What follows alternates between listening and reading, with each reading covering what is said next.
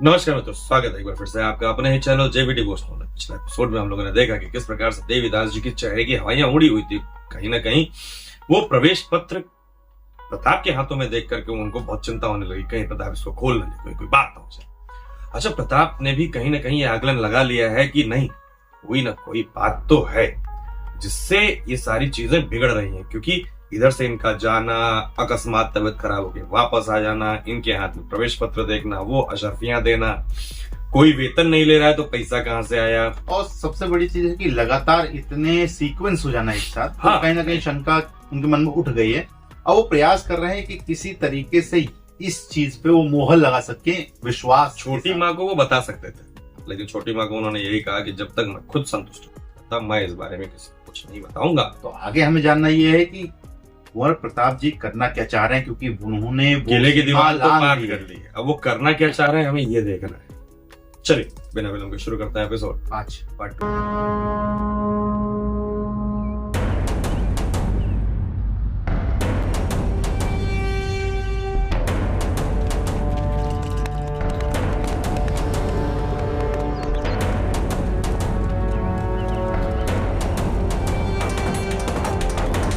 कुंवर प्रताप!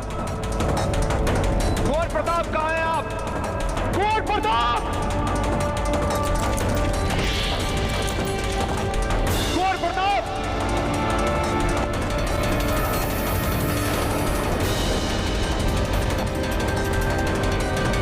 कुंवर प्रताप! कुंवर प्रताप!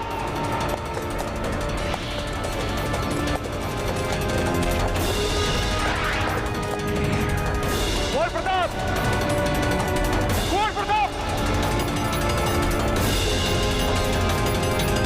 कुंवर प्रताप!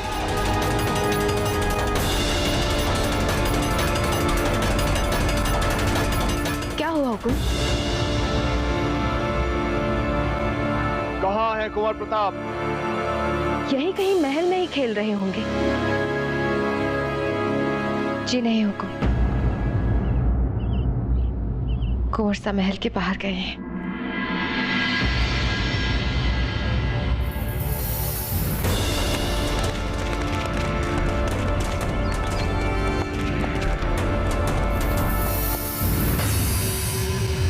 क्यों? क्यों कुंवर प्रताप को नियंत्रण में रख पाना इतना मुश्किल हो रहा है आप लोगों के लिए? क्यों वो विद्रोही बनते जा रहे हैं? बोलिए, जवाब दीजिए। ना अपने पिता की आज्ञा का मन में सम्मान है और ना ही अपने राजा की आज्ञा का मन में सम्मान है। अब आप खुद ही बताइए कि ऐसी कठिन परिस्थितियों में हम शासन करें तो कैसे, जब हमारा खुद का परिवार हर दिन हमारे नियंत्रण को चुनौती दे रहा हो। हमारे कुंवर प्रताप अनुशासन में रहें, क्या इतना असंभव कार्य है ये?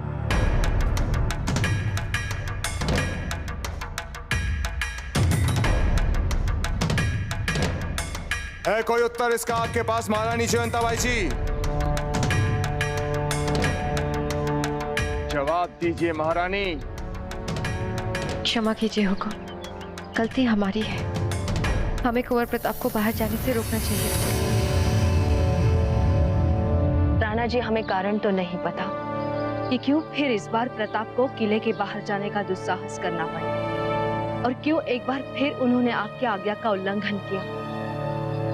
लेकिन हमारा विश्वास कीजिए हुकुम, इस बार हम प्रताप को ऐसा दंड देंगे कि दोबारा वे आपकी आज्ञा का उल्लंघन ना कर सके। ये हमारा वचन है हुकुम। नहीं, इस बार केवल वो होंगे और हम होंगे। हम दोनों के बीच कोई नहीं आएगा, कोई भी नहीं।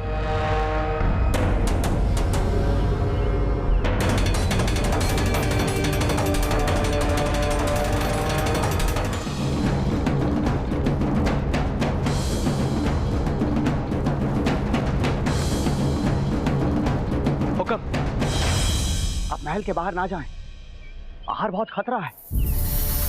हम है ना, हम ढूंढ कर लाएंगे बाबूजी राज को आपके पास। हट जाइए चुंडा सरदार, इस वक्त कुंवर प्रताप को इस किले में लाना आवश्यक है। थोड़ी क्षमा कीजिए हुक्म, मैं तो इस वक्त मेवाड़ की स्वतंत्रता के सपने को पूरा करना भी आपके लिए कम आवश्यक नहीं। मान जाइए हुकुम, हम हैं ना, हम लेकर आएंगे बाजीराज को आपके पास। हम आपको वचन देते हैं और आप जानते हैं हुकुम, हमने आज तक जब भी वचन दिया है उसे पूरा भी किया है।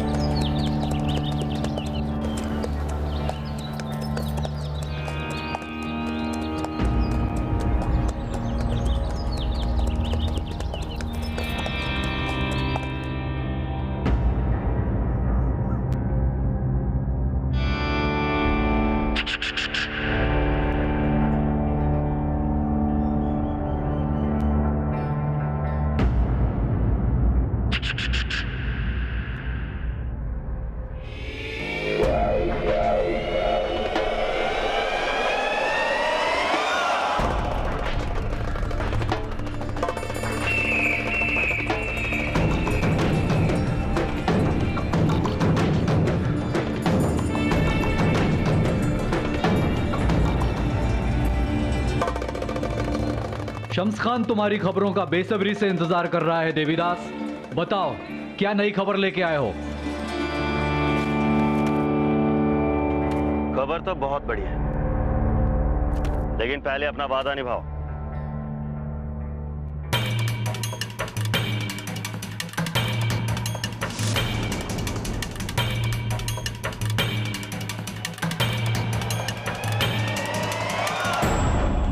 अब बताओ खबर क्या है?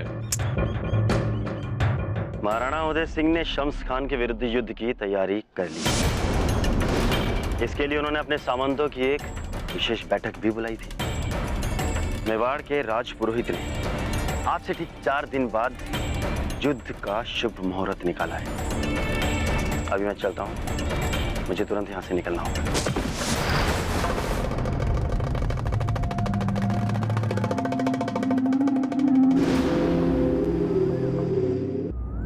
छोड़ो, कोई जंगली जानवर होगा।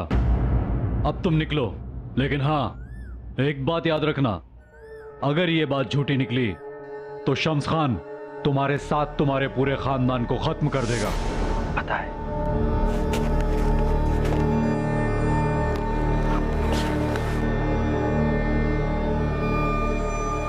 हमें जल्द से जल्द ये सूचना दाजीराज को देनी चाहिए।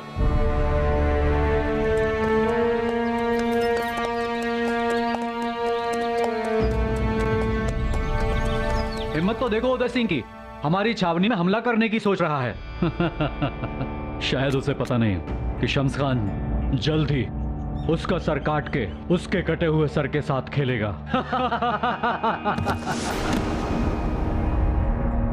कौन है वहां? हिलना मत। हाथ ऊपर।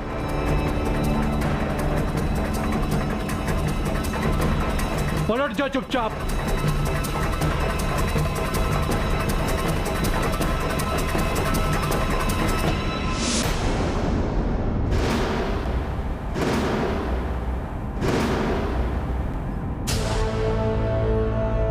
ये तो उदय सिंह का बेटा है, वही जो छावनी में घुस आया था। हाँ, ठीक पहचाना आप लोगों ने।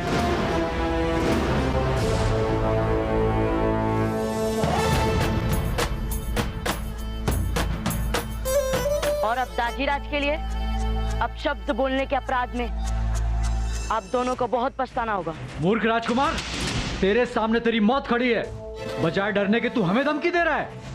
अभी खुद अपनी आंखों से देख लेना। चलो इसका सर काट के शम्सखान के पास ले चलते हैं। हाँ हाँ, शम्सखान को इसका सर तोहफे में देंगे।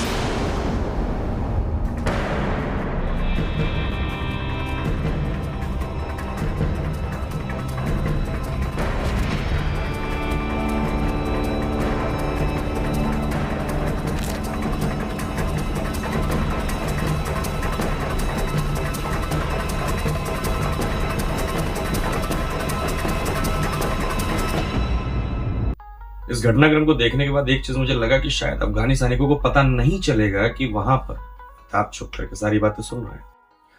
लेकिन वो जब पता चला तो एक्साइटमेंट कुछ बढ़ गई कि अब ये खबर जो है वो शम्सखान तक किस प्रकार से पहुंचेगी। एक्साइटमेंट तो अभी भी जग रही है कि किस प्रकार से पहुंचेगी, लेकिन जो सीक्वेंस बने, शुरुआत में हमने देखा कि जब कुंवर प्रताप पीछा कर रहे थे तो मुझे एक पल के लिए ये लगा कि ये इनको रोकने जा रहे हैं ताकि वो जो खबर है वो वहां तक ना पहुंच पाए। लेकिन फिर दिखाया कि उन्होंने सुना और उस चीज पे मोहर लगा दी कि हाँ अब यही गद्दार है, यही गद्दार है। अब ये उधर देख रहे हैं हम किस तरीके से वो जो बाबूजीराज हैं वो बहुत खोरियाए हुए हैं। लौंडा हमारी बात नहीं सुन रहा है। आप लोगों के पास एक लड़का तुम लोग कंट्रोल नहीं हो रहा। मतलब अनुशासन में रखना इतना मुश्किल है क्या उनको? लेकिन हाँ, ये देखा हमने कि इससे बहुत बेनिफिट हो गए, क्योंकि जब इन्होंने क्रोध में आकर उन पर वार किया शम्सखान के सैनिकों पर, तो अब इनकी जो खबर है वो यहीं पर खत्म हो जाएगी। मतलब जो खबर वहां पहुंचने से अनिष्टकारी हो सकता था वो यहाँ रुक गई, वो यहाँ रुक जाएगी, संदेश ही नहीं पहुंचेगा। हाँ, अब ये दोनों सैनिकों को बस गायब कर दे। गुप्तचर भी पकड़ा गया और कहीं ना कहीं हमें ये तो लग रहा, अनुमान तो लग गया भाई, जिस प्रकार से जिस सिचुएशन में अभी कुंवर प्रताप हैं और वहां से राज्य से कुछ लोग आ ही रहे हैं इनको बचाव के लिए, मे भी कोइंसिडेंट हो जाए कि वो बचा ले। देखिए फिलहाल क्या होता है वो हमें एक्साइटमेंट हमारे पास भी और आपके पास भी, यही एक्साइटमेंट तो चाहिए हमें। अब आई है तो शुरू करते हैं, सॉरी खत्म करते हैं इस एपिसोड को। जल्दी ही मिलेंगे नए एपिसोड, तब तक के लिए राधे राधे।